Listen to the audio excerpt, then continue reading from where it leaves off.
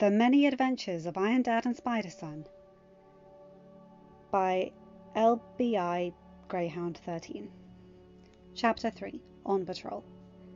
Tony and Peter continued to talk via FaceTime as Peter finished his dinner and Tony finished the upgrade on his suit. As soon as they were finished with their respective tasks, they immediately decided to meet up at Delmar's Deli to go patrolling. To say that Peter was excited was an understatement. He was beyond thrilled. As he changed into his Spider-Man suit, his heart was pounding with excitement. Ever since the fight in Germany, as much as he hated the idea of fighting heroes like Captain America, he had been dreaming of the day he and Tony could fight side by side again. Sure, they fixed the ferry in the city a few months ago, but that ended with the two of them arguing and Tony taking his suit away. Yes, it was tough love, but Peter hoped for a chance to fight alongside Iron Man that ended differently. Tonight was that chance. After sending a quick text to his aunt letting him know he was patrolling with Tony, he snuck out of his apartment and webbed his way through Queens to meet up with his mentor. The rookie superhero found himself crouching down on the roof of a building across the street from Delmar's and the ATM where he caught those robbers with Avengers masks. Peter couldn't help but notice how it looked as if there had never been any kind of explosion or battle, and he remembered seeing the clean-up crew just the day after. Soon enough, he heard the familiar sound of repulsors from right behind him, and a smile emerged under his mask. "This isn't Peter Screws the Pooch, right?" he joked, turning around to see Iron Man right behind him. Tony chuckled under his Iron Man mask. "More like Peter works with the Pooch," he retorted. Peter laughed as he lifted his mask, just a little to allow his mentor to see a smile. "It's good to see you, Mr. Stark," he said.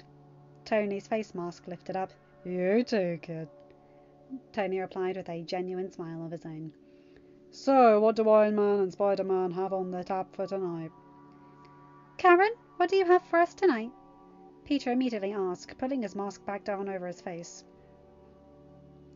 "Karen?" Tony immediately asked. My, suit lady. AI person thing?" It was at that moment Peter realized that he never mentioned to Tony that he named his suits AI. "Oh, what does that stand for?" "Stand for?" "You know, an acronym. Like Friday stands for Female Replacement Intelligent Digital Assistant Youth." "Oh, no. It doesn't stand for anything. I just named her Karen after an AI character in SpongeBob." Tony nodded. As much as he wanted to question as to why Peter named his AI after a character. "Either way, Spider-Man," Tony said, smiling under his mask. Tony flew at a steady pace alongside Peter as his mentee led him to the bank robbery. Well, there was, but that's all resolved. No betrayal. It was just him and Peter Parker, a teenage vigilante, said suddenly, unknowingly jolting Tony out of his thoughts. Tony looked, only to see that Peter was right. They arrived at the bank, and were now perched on a building across the street. And sure enough. "All right, kid, you call the shots here," Tony said as he and Peter crouched down to avoid being spotted. "What's your plan?" Okay," Peter replied, studying the robbers and the bank. Normally he would jump in and use his webs to restrain the criminals. For a while, Tony said quietly, with encouragement.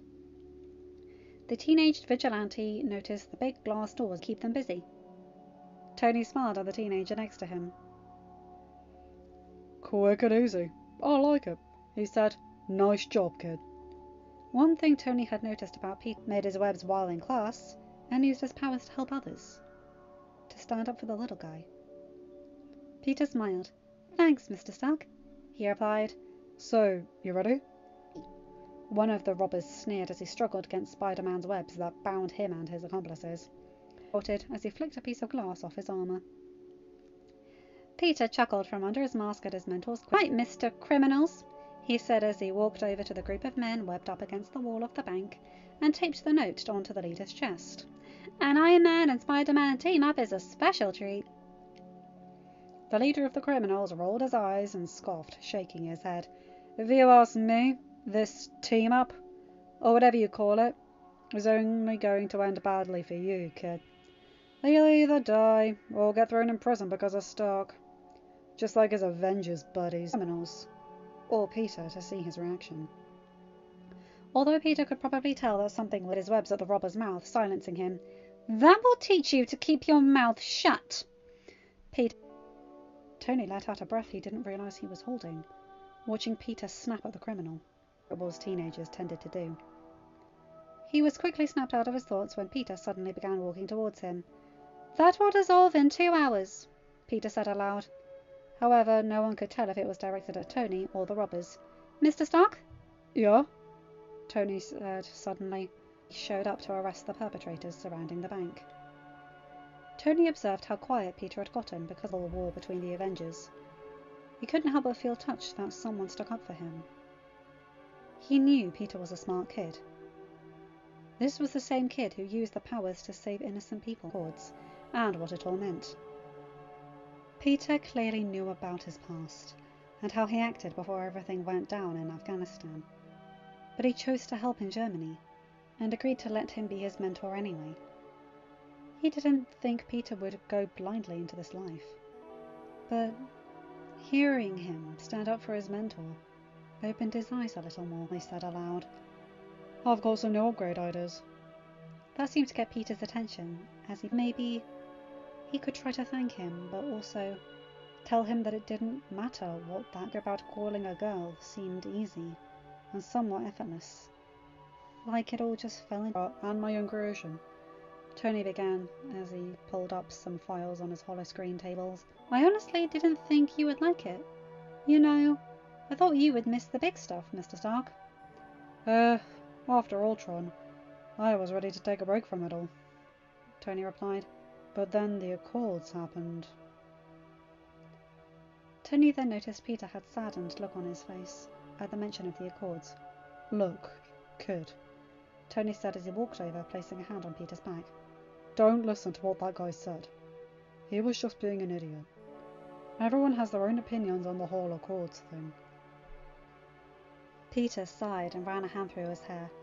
I know, and I'm sorry I lost my cool, Mr. Stark, he began. It's just... You know, I get that everyone has their thoughts on it.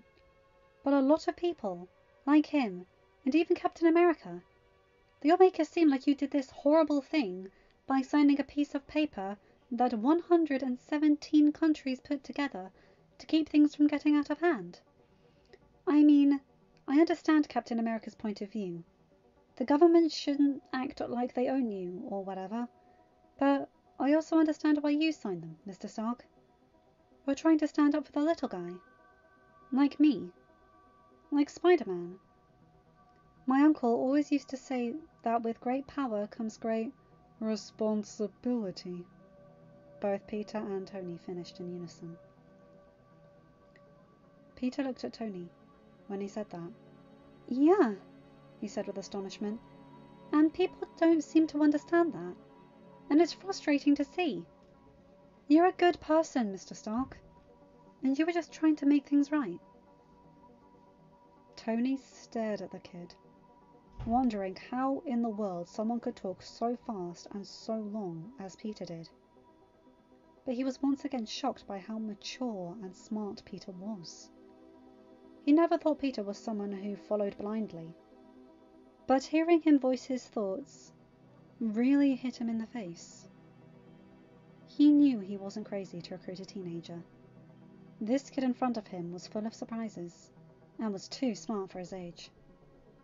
Doing his best to hide that shock, Tony sighed as he sat down next to Peter with his hand still on his back. I get it, kid, he said. It frustrates me too when people we protect don't look up to hear the big picture. I mean, sometimes you need to hear someone voice their opinion. He thought about that one mother who lost her son in Sokovia. But other times, like tonight, the best thing you can do is focus on what you know is the truth, and tune that person out. So, basically, ignore what they say? Exactly, Tony replied. It's not always easy. But you'll learn that that comes with this superhero gig.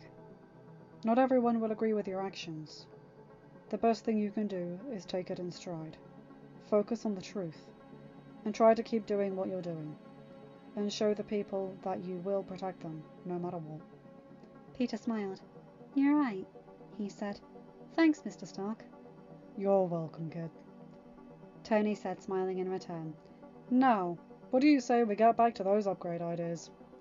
End of chapter. Hi guys, hope you enjoyed that one. Absolutely love that. Peter showing that he's more than just his hanger-on. He gets it on a level that even Steve didn't, and I really appreciate that. Anyway, you guys know the drill. Like, comment and subscribe and hit that bell to get notified whenever I upload a new video. Have a good day, night, or whatever time zone you're in.